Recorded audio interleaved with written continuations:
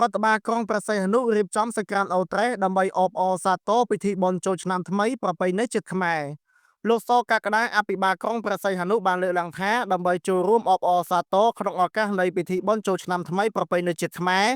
នៅថ្ងៃទី8ខែមេសាឆ្នាំ2025នេះរដ្ឋបាលក្រុងនឹងរៀបចំសង្ក្រាន្តអូត្រេសដើម្បីបង្កភាពសប្បាយរីករាយជូនដល់ប្រជាពលរដ្ឋភ្ញៀវទេសចរទាំងជាតិនិងអន្តរជាតិដែលមកលេងកម្សាន្តក្រុងខេត្តព្រះសីហនុដូចឆ្នាំមុនដែរលោកអភិបាលក្រុងព្រះសីហនុបានបន្ថែមថាអ្វីដែលពិសេសជាងនេះគឺឆ្នាំនេះរដ្ឋបាលក្រុងនឹងប្រារព្ធធ្វើសង្ក្រាន្តចំនួន2ទីតាំងទី1នៅឆ្នេរអូត្រេសនិងទីតាំងទី2នៅឆ្នេរអូឈើទាលចាប់ពីថ្ងៃទី13ដល់ថ្ងៃទី16វេលាម៉ោង2ដល់ម៉ោង7យប់ដើម្បីបង្កភាពសប្បាយរីករាយជូនទៅដល់ប្រជាពលរដ្ឋភ្ញៀវទេសចរដែលមកលេងកម្សាន្តនៅក្នុងឱកាសពិធីបុណ្យចូលឆ្នាំថ្មីប្រពៃណីជាតិខ្មែរនេះផងដែរលោកអភិបាលក្រុងក៏បានសំណូមពរទៅដល់បងប្អូនប្រជាពលរដ្ឋដែលចូលរួមកម្សាន្តរីករាយក្នុងឱកាសនៃពិធីបុណ្យចូលឆ្នាំនេះសូមឲ្យការកម្សាន្តរក្សានូវសុជីវធម៌គោរពគ្នាទៅវិញទៅមកចូលរួមគោរពច្បាប់ចរាចរណ៍កុំលេងគប់ទឹកបង្កឲ្យមានគ្រោះថ្នាក់ចូលរួមថែរក្សាអនាម័យបរិស្ថានជាមួយគ្នានេះផងដែរសូមបងប្អូនប្រជាពលរដ្ឋចូលរួមលេងល្បែងប្រជាប្រិយរាំកម្សាន្តរបាំប្រជាប្រិយឲ្យបានច្រើនដើម្បីចូលរួមលើកស្ទួយរក្សាអត្តសញ្ញាណជាតិបន្តកេរដំណែលវប្បធម៌យើងពីមួយជំនាន់ទៅមួយជំនាន់ឲ្យបានគង់វង្សថប់ថេរជារៀងរហូតទៅ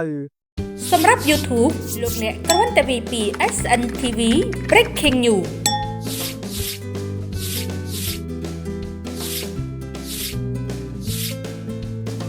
ចុច Like Subscribe និងរូបកណ្ដឹងជាការស្រេចនឹងទទួលបានព័ត៌មានថ្មីៗជារៀងរាល់ថ្ងៃ